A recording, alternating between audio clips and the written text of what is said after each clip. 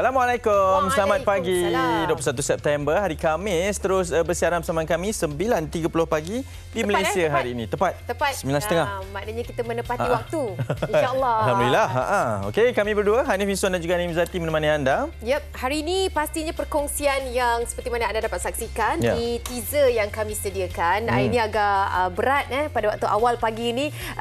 Walaupun begitu, kita cuba untuk membawakan dengan begitu santai, begitu mengharapkan fahaman kepada anda semua kerana ini berkaitan dengan tamadun awal manusia. Ya, betul. Ya, baru-baru ni jumpaan mayat rangka yang dikatakan sebagai salah satu lebih yang boleh kita kongsikan. Kumpulan penyelidik institut yang telah pun menjumpai rangka manusia prasejarah, artifak dijumpai di Lembah Nenggiri. Okey, sebab subjek ini pastinya ada minatnya lah kan kepada arkeologis kita apa semua. Kita akan bawakan nanti berkenaan dengan jumpaan ini dan apa impaknya nanti terhadap tamadun manusia di Malaysia. Cuma semalam kita nak kongsikan antara yang tular juga yang diperkatakan adalah berkaitan dengan kemalangan apabila lori rempuh 12 kenderaan, ragut 2 nyawa dalam kejadian di Putrajaya, dan pelbagai teori lah keluar apabila kita lihat kepada rakaman kan, ada footage-footage yang keluar juga apabila lori itu dikatakan tidak sempat untuk break pada ketika kejadian itu berlaku sebab ada rehearsal dan juga pengirim polis lah di persiaran utara ini. Tapi ada juga yang berkongsi di sini, katanya semalam anak saudara meninggal sebab lori juga. Makin menjadi-jadi lori ni. Undang-undang tak cukup kebal ke? Jadi macam mana kalau break tak makan, langgarlah pokok tepi jalan tu ke? Ni langgar orang. Macam-macam lah reaksi daripada mereka yang berkongsi di halaman Buletin TV3 ini. Pastinya kita nak mendapatkan kejadian yang sebenar. Masing-masing akan ada judgement tersendiri apabila melihat video yang tular.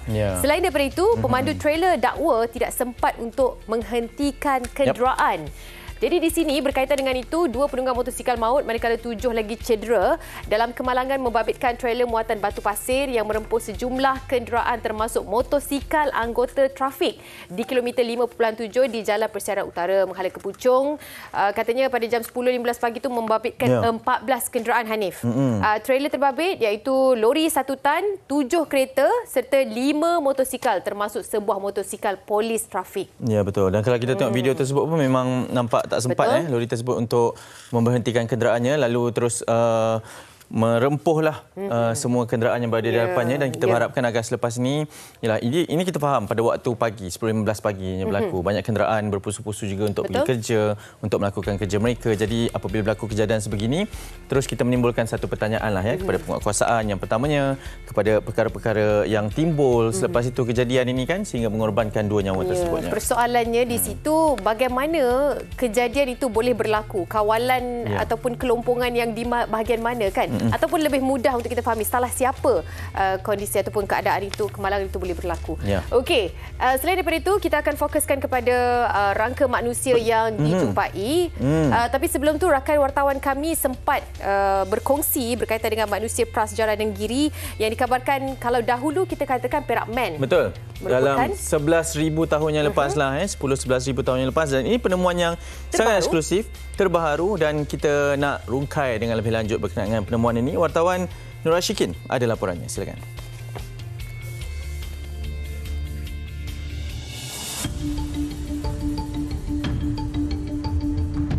Satu penemuan berusia 14,000 tahun, jangka hayatnya melangkaui Perak Man. Satu-satunya rangka yang dalam keadaan kita panggil sempurna lah. Rangka manusia ditemui dalam keadaan meringkuk.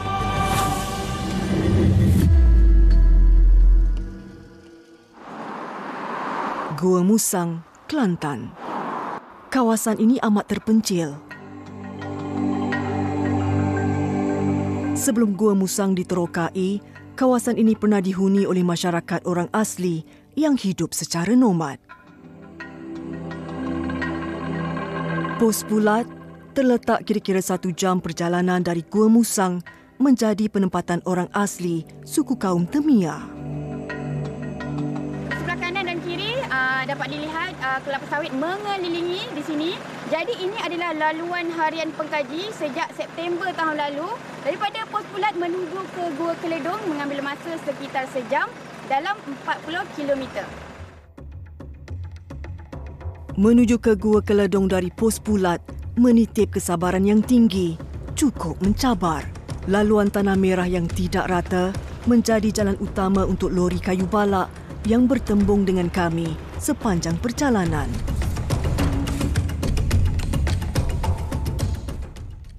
Bermula pada tahun 2018, atas inisiatif Tenaga Nasional Berhad TNB, Pos Pulat menjadi tumpuan sekumpulan pakar arkeologi dari Universiti Kebangsaan Malaysia, UKM.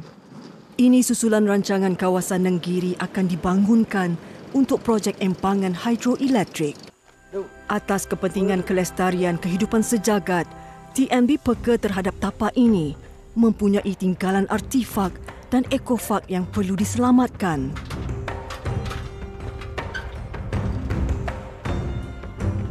Projek empangan Nenggiri adalah sumber tenaga boleh baharu kepada negara dan akan mula dilaksanakan bagi memberi pelbagai manfaat kepada masyarakat seperti bekalan air bersih dan tebatan banjir untuk negeri Kelantan.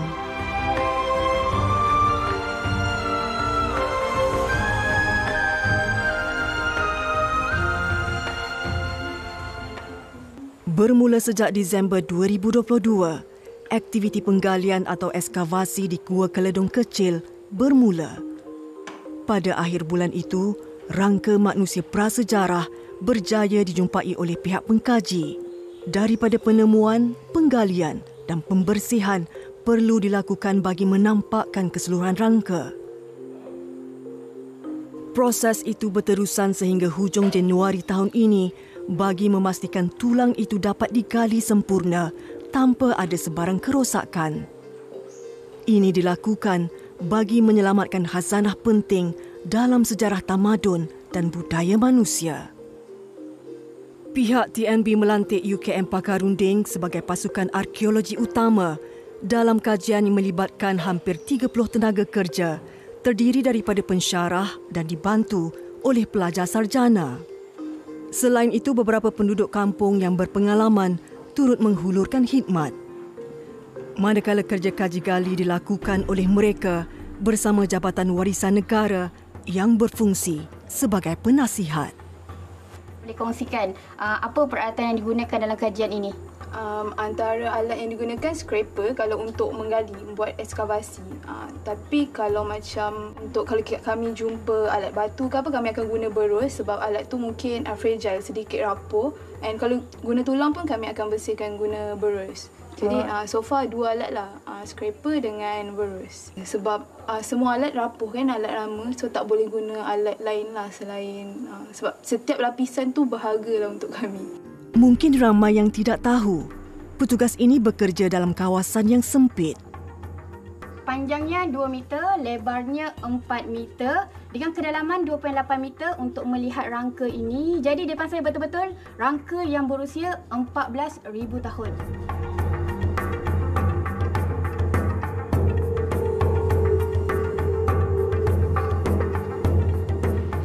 Berpengalaman lebih 20 tahun dalam bidang arkeologi, Ketua Penyelidik Profesor Madya Dr. Zuliskandar Ramli antara tunjang utama dalam proses kajian ini. Mula-mula kita jumpa satu tengkorak manusia yang berdasarkan kepada fakulti pergigian. Berdasarkan mandible itu, tengkorak tu mungkin individu lelaki tapi bila kita buka lagi, pada masa tu kita buka petak ekskavasi itu seluas 2x2. So saya dapati bahawa kita perlu buka lagi satu petak 2x2 untuk kita lihat ke mana rangka tu ataupun sambungan kepada tengkorak itu pergi.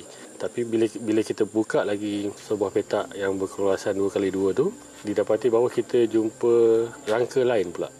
Yang mana rangka ni dalam keadaan yang lengkap. Dia mengiring ke arah barat daya. Ni pelvisnya lah. Dan rangka ni merupakan satu-satunya rangka yang dalam keadaan kita panggil sempurna lah ataupun lengkap, yang masih dalam keadaan baik. Dan berdasarkan kepada stratigrafi itu, saya dapat agak bahawa rangka ni adalah rangka yang mewakili kebudayaan pra-Neolitik lah. Yang kita katakan yang paling tua lah yang berjaya kita temui di tapak ini. Posisi rangka manusia ini hampir sama dengan kedudukan fetus dalam kandungan ibu yang sedang mengandung. Di sekeliling rangka, tangan kanan si mati sedang memegang mineral hematit, sejenis galian picih yang banyak ditemui. Manakala tangan kirinya pula memegang lutut kanan.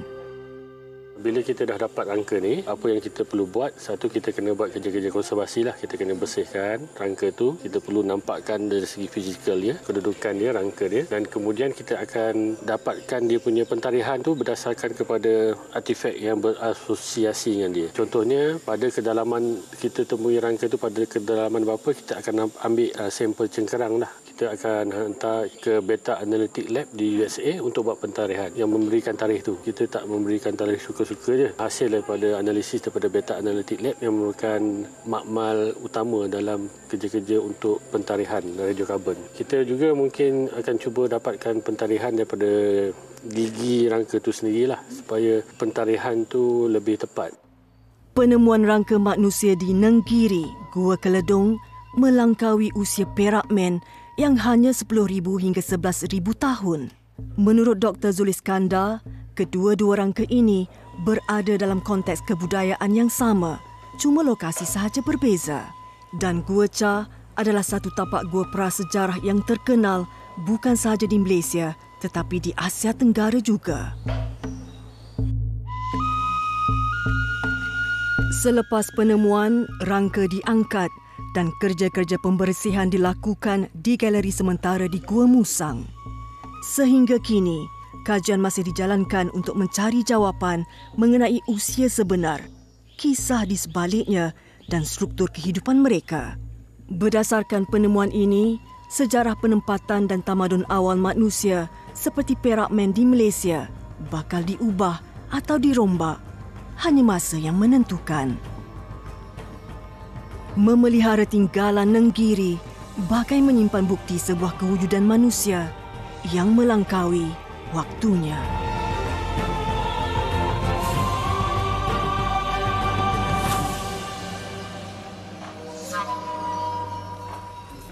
Baik, merupakan satu laporan yang begitu padat dengan pengisian dan kita akan sambung dengan mendapat sedikit pendapat daripada mereka yang lebih pakar dalam bidang Nahwu Arab, pemikiran linguistik dan juga peradaban untuk kita mengetahui proses pembuktian tamadun yang melit ataupun menjurus kepada perkongsian sebentar tadi. Ayo kita bersama-sama dengan Profesor Dr. Solihah Yaakob yang kini bersama dengan kami di talian. Assalamualaikum Profesor.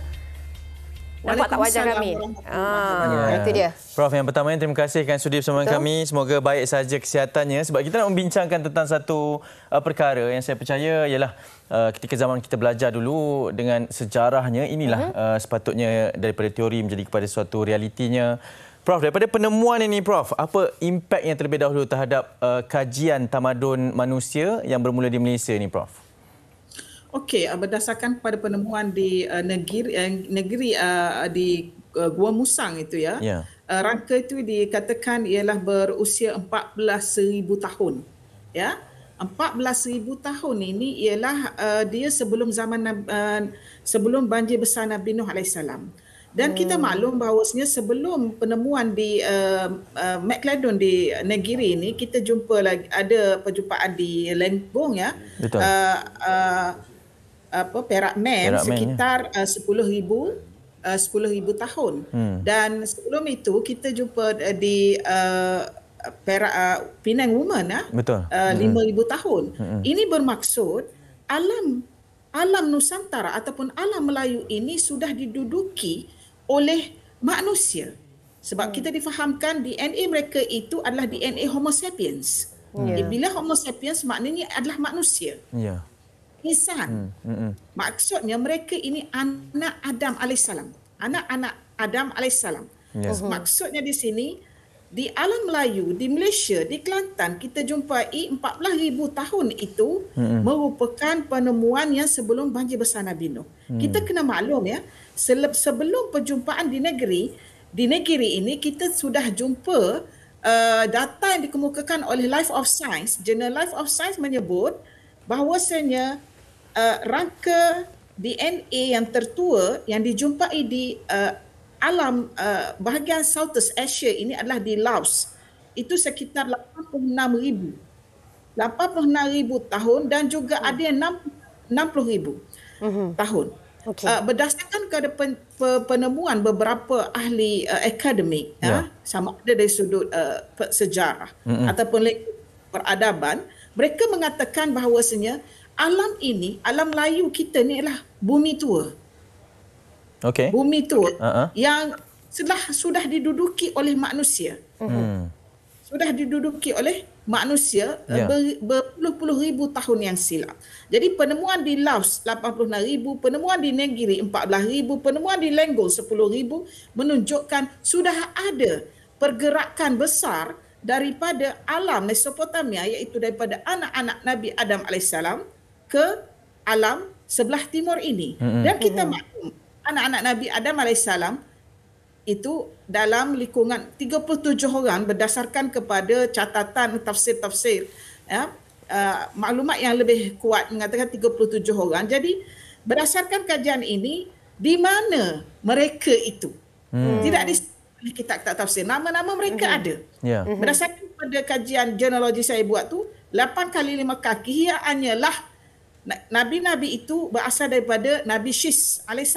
Tetapi yang selebihnya itu kita tidak diberitahu. Dan data ekologi dan geologi menunjukkan ada pergerakan daripada Mesopotamia itu ke bumi kita. Okey.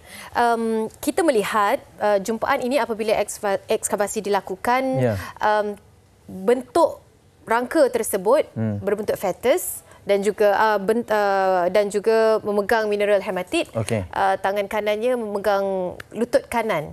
Jadi apakah yang kita perlu fahami dengan bentuk rangka yang dijumpai berdasarkan kajian-kajian tersebut? Adakah itu juga membuktikan ciri-ciri pembuktian tamadun tersebut ataupun bagaimana fahaman yang perlu kita lakukan terhadap perkara ini? Mungkin Prof nak kongsikan bersama dengan kami.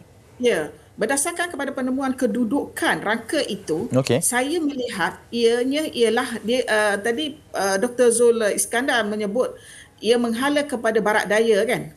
Betul. Barat daya, kalau kita ingat daripada sekarang, ialah daripada sini lebih kurang ke arah Mesopotamia. Ke arah Mesopotamia. Dan kita perlu maklum di sini sudah banyak berlaku perubahan muka bumi. Maksudnya kalau kita kaji, dia tidak sampai 100% ke kawasan Mekah ataupun kawasan Palestin, kan, sebab di situ ada buktinya Kaabah dan sebagainya. Kita kena ingat perubahan muka bumi sudah berlaku. Sudah ada pergerakan. Kalaulah dia punya lari itu tidak tepat 100%, kita boleh terima ianya menghadap kepada Kaabah ataupun Palestin itu. Sebab itu adalah pusat agama tauhid itu. Dan sekiranya kedudukan mereka itu dalam bentuk seperti bayi di dalam kandungan ibu, kita boleh katakan bahawasanya masyarakat di kawasan tersebut sudah tahu bagaimana manusia ini dicipta.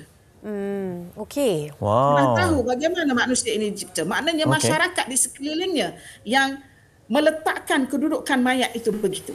Bukannya mayat itu sendiri. Dan Prof melihat kepada ada pegang sesuatu, kan? Betul. Banyak laporan awal yang pada ketika ini telah pun dikeluarkan. Mungkin ini dijangka adalah rangka seorang wanita daripada cara kedudukan tersebut. Ada juga bahan yang dijumpai. Prof melihat kepada, sebab saya nak bercakap berkenaan dengan tamadun jantina mungkin dan peradaban ini. Prof, penemuan ini mungkin ialah sebelum ni Perak Man seperti yang Prof sendiri katakan, dan ini penemuan yang berbeza hampir 4,000 tahun sebelum era ataupun zaman Perak Man dijumpai itu. Di Malaysia, di tanah Melayu ini, maksudnya impaknya itu kepada setiap sejarah yang sebelum ini kita kaji akan menjadi sesuatu yang lebih besar selepas ini, akan mengubah kepada penemuan-penemuan yang sebelum ini, Prof? Sebenarnya dengan penemuan-penemuan yang terkini ini, dia akan mengubah kepada sistem pendidikan kita. Maksudnya maklumat-maklumat yang dikemukakan dalam buku-buku teks itu perlu diolah semula. Dengan penemuan bukti ini. Sebab sekarang kita maklum bahawasanya di negara kita, di dunia kawasan alam Melayu ini, sudah ada rupanya Homo sapiens ataupun insan ini sebelum makna sebelum banjir besar Nabi Nuh alaihissalam. Ya. Maklum banjir besar Nabi Nuh sekitar 5,000 BCE. Jadi kalau dia kata McClellan ini atau di negeri ini sekitar 14,000, maknanya 14,000 tahun kalau kita ikut angka BCE dia akan tolak 2. Akan tolak 2,000. Maknanya dia dalam 12 BCE. Okey. 12,000 BCE. 12 BCE. Okey, baik. Maksudnya kena ada perubahan lah. Maksudnya kena ubah balik lah. Apa yang ada dalam kena diolah balik. Kena dirangka balik. Buku-buku sejarah dan buku teks supaya generasi Malaysia ini mendapat maklumat yang betul. Yang tepat, betul. Dan yang terkinilah. Jadi penemuan dan laporan penuh ni sangat pentinglah Prof ya. Betul. Prof, terima kasih banyak-banyak Prof. Kita dapat banyak penjelasan daripada satunya perkongsian sebentar tadi dan juga apa yang dijelaskan oleh Prof sendiri. Profesor Dr. Solihah Yaakob, terima kasih bersama dengan kami dan kita sampaikan salam juga di Gombak ya. Di pejabat kiranya. Okey. Nanti kita jemput ya Prof ya untuk penerangan yang lebih lanjut lagi. InsyaAllah. Assalamualaikum Prof. Terima kasih atas jemputan. Ya, baik. Itu dia Profesor Dr. Solihah Yaakob, pakar dalam bidang Nahwu Arab, pemikiran linguistik dan juga peradaban. Kita berbicara berkenaan dengan satu penemuan yang saya percaya setiap ekologis pada ketika ini sangat tertarik dengan penemuan ini bagi membincangkan sebab impaknya besar. Betul. Boleh mengubah kepada sejarah. Pernah terfikir tak yang kita akan ubah buku teks sejarah tu yang kita dah telaah kan untuk kita ambil SPM dan sebagainya kan. Apa yang kita hafal, contohlah maksud tamadun tu sendiri kan. Selepas itu beberapa kategori dan juga ciri-ciri pembuktian tamadun semuanya kita dah duk hafal bertahun-tahun dan dia akan diubah. Tak pernah kita sangka kan. Kita tahu kan hasilnya. Empat tamadun itu Paleolitik, Mesolitik, Neolitik dan maksud juga tamadun? Zaman besi logam tu kan. Tamadun peradaban inilah maksudnya. Sekarang ni Madain, Madana. Kan semua keluarlah. Semua keluarlah lepas lah. ni. Semuanya akan berubah. Standby lah kan mereka yang bakal menerima menyambut tahun tingkatan 4 dan sebagainya kan. Mungkin ada perubahan untuk kalian juga pelajar-pelajar. Okey, itu sampai di sini saja pada awal agak berat dan selepas ini kita akan kongsikan pula berkaitan dengan perkongsian terkini iaitu bukan nak jadi hero, kita sebenarnya nak cerita tentang kes yang baru-baru ini berlaku, kemalangan yang baru-baru ini berlaku, anggota JPJ yang telah pun dilanggar, dirempuh oleh penunggang motosikal di SJR. Kita akan bersama dengan beliau seketika nanti, terus bersama dengan kami di Malaysia Hari Ini.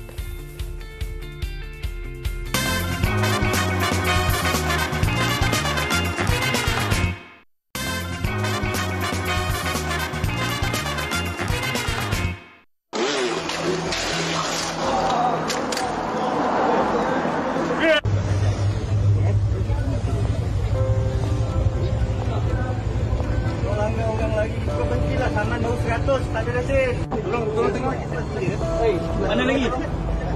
Kamaro sekejap, Kamaro. Apa tengah?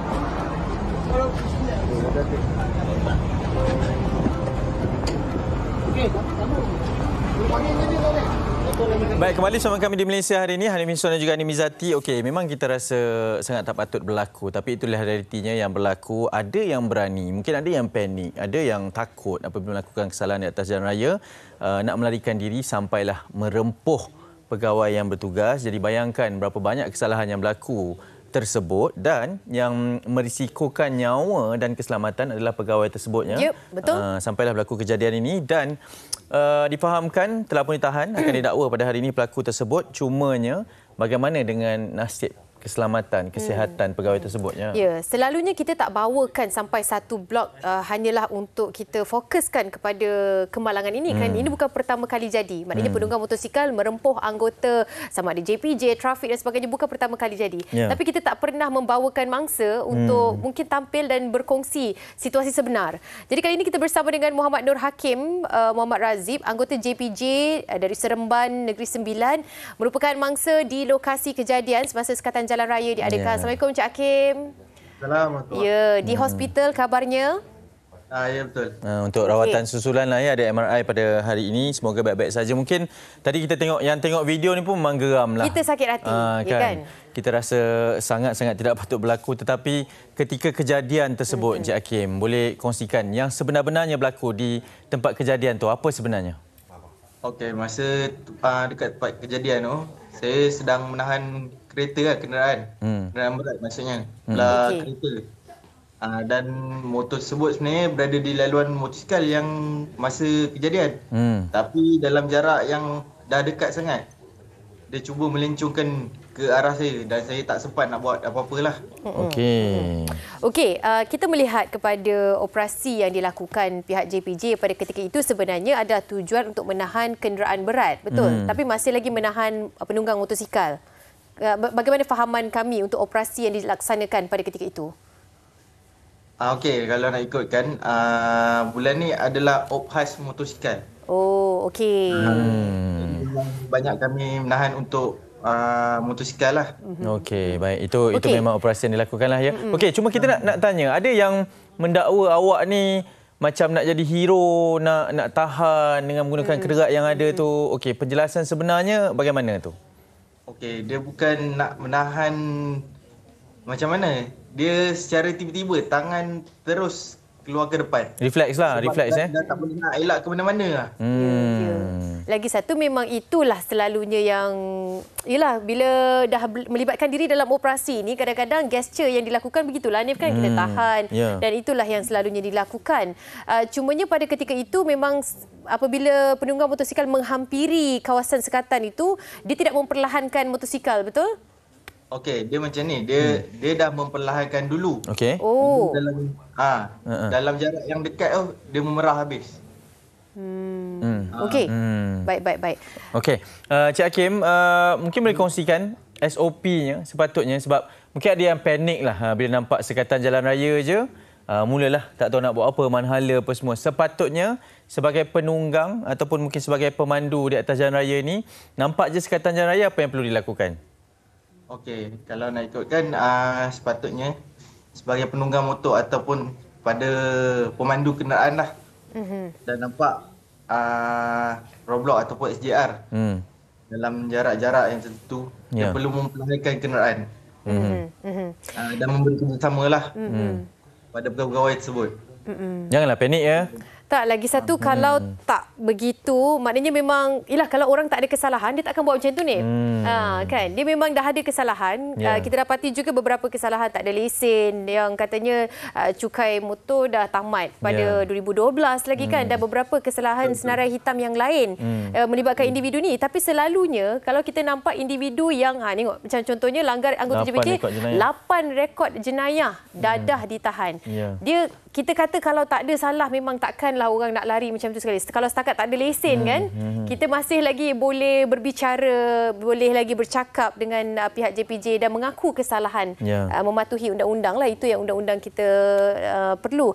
Cumanya ini memang risiko lah kan Cik Hakim, risiko yang boleh terjadi kepada sesiapa saja, bukan Cik Hakim tapi anggota maupun pegawai badan beruniform yang lain. Kalau kata sekatan jalan raya ni memang boleh berlaku, ada potensi berlaku Cik Hakim ya.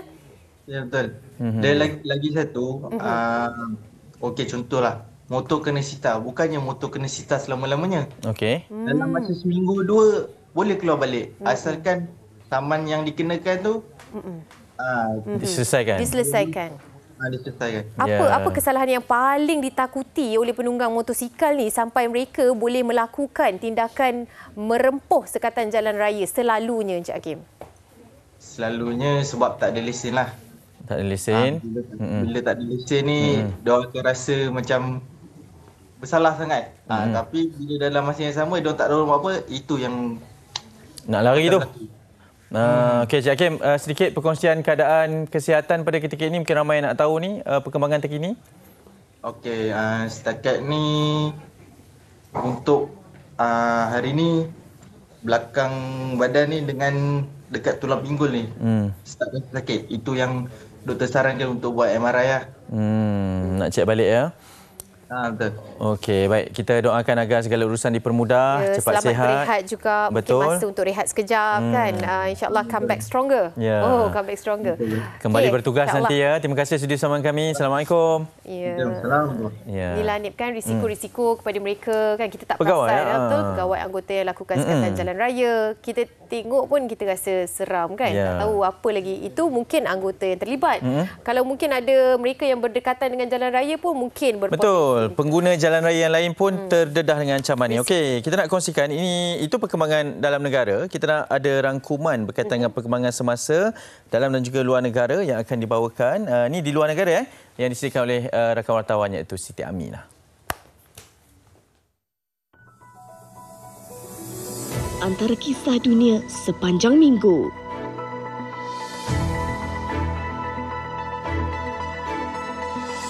Jumlah kematian ekoran banjir besar di Libya memetik laporan Agensi Kesihatan PBB.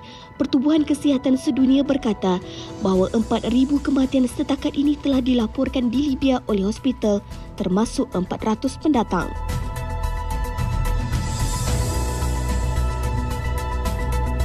Selain itu, pasukan misi bantuan turut memberi amaran mengenai peningkatan risiko akibat penularan penyakit berjangkit yang boleh memburukkan lagi krisis kemanusiaan di Libya susulan banjir tersebut.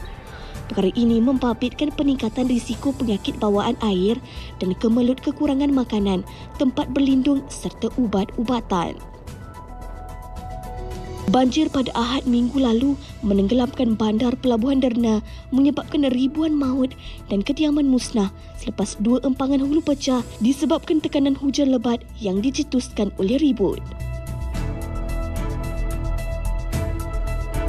Perkhidmatan kereta api berkelajuan tinggi HSR Jakarta-Bandung yang bakal beroperasi awal Oktober ini dapat memudahkan pergerakan penduduk Indonesia dan meningkatkan potensi pertumbuhan ekonomi tempatan.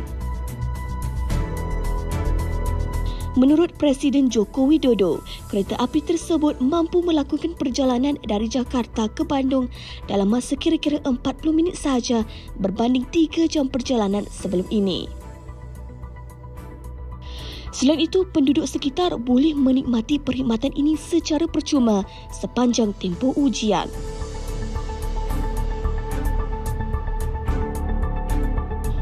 Walaupun jauh dari tanah air, Hari Malaysia tetap diraihkan dengan penuh meriah di kota London. Lebih 600 warga Malaysia membanjiri Malaysia Square dibatasi Power Station London untuk menzahirkan semangat cintakan negara. Selain itu, satu acara lain yang julung kali diadakan, Tiup Sarung 2023, turut diadakan serentak dengan Festival Kereta Api Sarung di Malaysia. Peserta turut dihiburkan dengan pelbagai persembahan kebudayaan yang melambangkan keindahan Malaysia, termasuk pertunjukan silat dan tarian tradisional.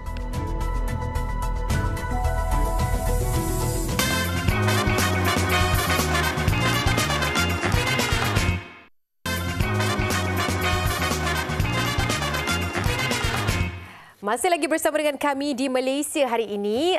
Sedikit serius untuk perkongsian kali ini, tapi pastinya kita nak anda semua turut serta dalam perbincangan ini kerana kita tahu kajian separuh penggal rancangan Malaysia ke-12 telah pun kita kongsikan pembentangannya. Ada beberapa iaitu 17 anjakan besar yang perlu kita berikan fokus utama, tetapi apalah hanya dasar, hanyalah anjakan besar tetapi tidak ada penglibatan daripada seluruh rakyat Malaysia untuk memastikan fahaman yang terbaik tentang apa yang diutarakan. Jadi terus saja kita bersama dengan Datuk Teknologis V. Valuvan Vilo selaku pengarah bahagian industri pembuatan sains dan teknologi Kementerian Ekonomi bersama dengan kami. Hello Datuk. Hai. Datuk, terima kasih banyak-banyak. Satu yang cukup berharga buat kami. Dan pastinya, kalau kita nak cerita tentang anjakan besar yang memangkin pembangunan sosioekonomi dalam KSP Rancangan Malaysia ke-12 ini mengenai industri HGHV. Ramai yang tak tahu kerana ini baru diperkenalkan. Jadi bagaimana fahaman yang perlu kita tahu sebenarnya berkaitan dengan HGHV?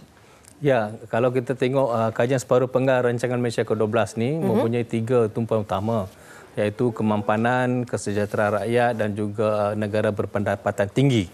Jadi untuk mencapai 3 tumpuan ini, kerajaan telah memperkenalkan 17 anjakan besar. Untuk mencapai 17 anjakan besar ini, kita perkenalkan 71 strategi dan inisiatif. Baik. Jadi untuk mencapai 17 anjakan besar ini antaranya adalah dipanggilkan industri high growth high value ni.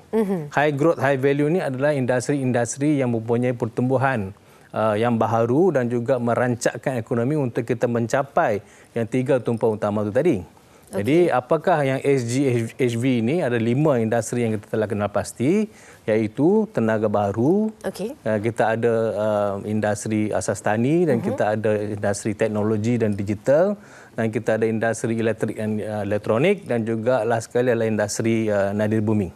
Jadi 5 industri ini kita rasakan adalah penting untuk kita membuat satu ancakan supaya kalau negara menerusi SDG ini, kita akan mencapai pertumbuhan ekonomi yang kita hadapi. Sebab Rancangan Malaysia ke-12 ataupun midterm kajian separuh pengarah ini menetapkan sasaran-sasaran untuk memastikan kesejahteraan dan juga kemampanan juga berpendapatan tinggi dapat. Kalau high growth, high value industri ini kita dapat laksanakan, finally apa yang kita dapat adalah rakyat dapat mendapat satu kenaikan gaji, pertumbuhan ekonomi dan juga kesejahteraan. Itu matlamatnya. Dan pastinya bukannya mudah untuk mencapai matlamat tersebut. Ada pelaburan yang perlu dilakukan. Terutama sekali kalau kita tengok dalam R&D itu sendiri, pelaburan yang tinggi diperlukan untuk mencapai kadar pendapatan tinggi pada tahun 2025. Dan begitu juga dengan kadar capaian KDNK yang dikatakan 2.5%. Persoalannya di sini, di manakah tahap kita sekarang dan bagaimana pihak swasta dan pihak kerajaan boleh bekerjasama untuk memastikan capaian ini dapat dilaksanakan? Satu soalan yang baik, sebab kita kena faham kalau kita hendak mencapai satu negara berpendapatan tinggi, research and development ataupun penyelidikan itu sangat penting. Setuju? Pembangunan penyelidikan itu sangat penting. Negara yang maju yang kita tengok ni, kalau kita tengok ke belakang, kita lihat negara-negara maju ni mempengaruhi dan juga menguasai R&D ni. Jadi kita dalam rancangan Malaysia ke-12 dan juga KSP ini, kita telah menetapkan kita mesti mencapai 2.5% dalam KDNK negara kita. Sekarang ini Malaysia berada di tangga 0.9% sahaja, bukan satu pencapaian boleh dibanggakan. Tapi kita hendak mencapai 2.5%. Jadi usaha-usaha telah digariskan dalam rancangan Malaysia ke-12 dan juga kajian separuh penggal untuk memastikan kita bawa negara kita sebagai rakyat kita sebagai pencipta, bukan sebagai pengguna teknologi ataupun pengguna inovatif. Kita mahu negara kita juga mencapai pencipta teknologi-teknologi, bukan kita hanya memakai apa yang teknologi orang buat. Bukan hanya receiver, kita nak jadi provider juga tersebut. Kita mesti jadi pencipta. Okey. Selain daripada itu, pastinya memerlukan kemampanan dan ia melibatkan pencapaian strategi sasaran pembangunan rendah karbon yang terlibat. Ini juga merupakan satu penerimaan ESG di kalangan organisasi swasta terutama sekali. Jadi bagaimana ianya dapat membantu PMKS dalam hal ini?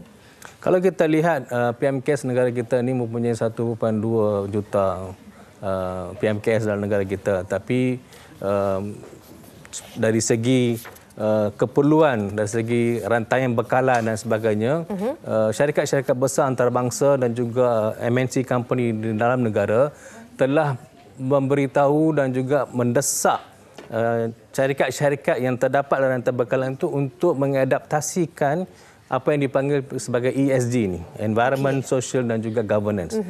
Itu adalah prasyarat kepada syarikat-syarikat kita untuk menjadi supply rantaian bekalan itu. Kalau tidak memenuhi itu, kita akan ketinggalan. Kita akan jadi satu PMKS yang hanya ada dalam negara kita, tapi kita tidak menjadi supply chain kepada syarikat-syarikat besar. Jadi itu yang kita sedang yang kita cuba bantu dalam midterm review ni, memastikan PMKS negara kita ni boleh di scale up. Untuk scale up ni mesti dia adalah mencapai mematuhi ESG ni. Jadi beberapa tindakan dan strategi telah kita aturkan secara teliti. Sebab PMKS ini pelbagai. Ada yang mikro, ada yang sederhana, ada yang lebih besar lagi. Jadi bukan semua akan fit everybody.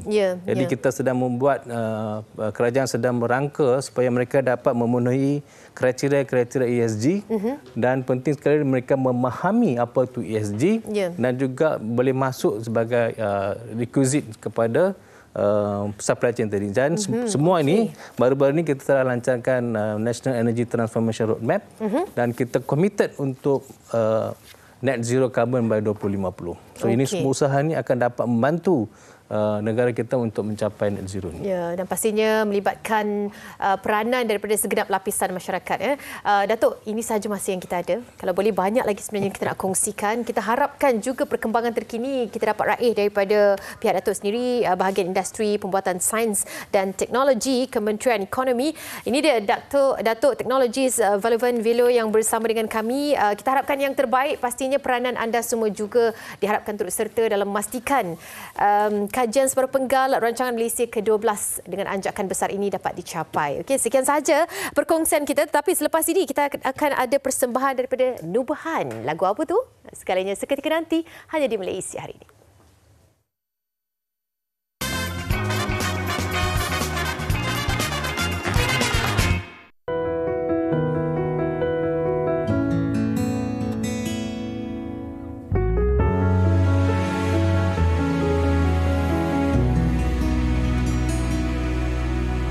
Tersemat dalam kalbuku, hanya dirimu yang aku perlu. Bahagianya bila denganmu. Sering kau yang aku rindu, di langit mimpi datang bertamu, merangkaikan kasih yang teragung. Jangan kau pernah merasa sehalus ragu di hatimu. Kaulah benar-benar ku cinta, seikhlas hati aku terima. Kaulah menghiasi hidupku, kekasih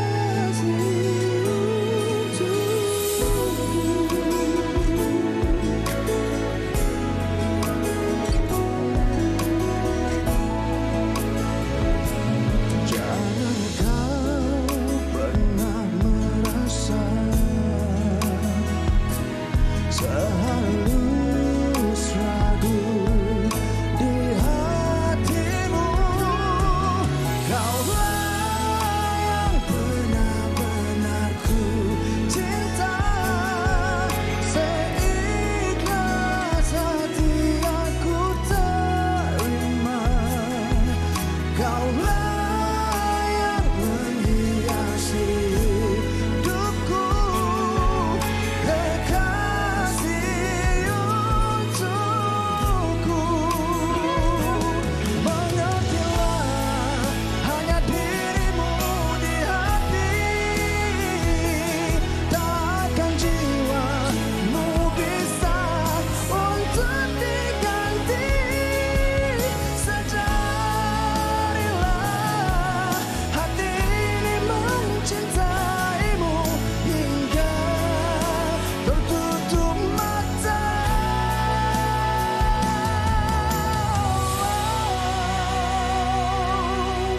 Kaulah yang benar-benar ku cinta, seikhlas hati aku terima. Kaulah yang menghiasi hidupku, kekasih untukku.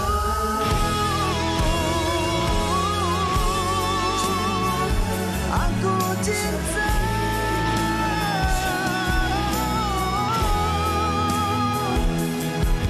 Kaulah yang menghiasi hidupku, kekasih